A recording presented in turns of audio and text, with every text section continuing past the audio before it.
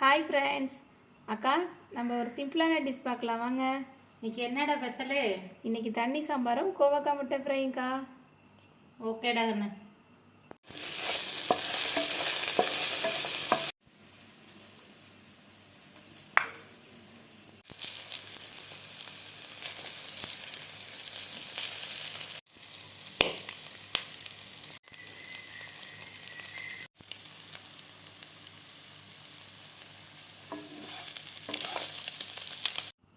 கோவக்காயை நீல வாக்கில் கட் பண்ணிவிட்டு உப்பு மிளகுத்தூள் போட்டு வறுத்துக்கணும்.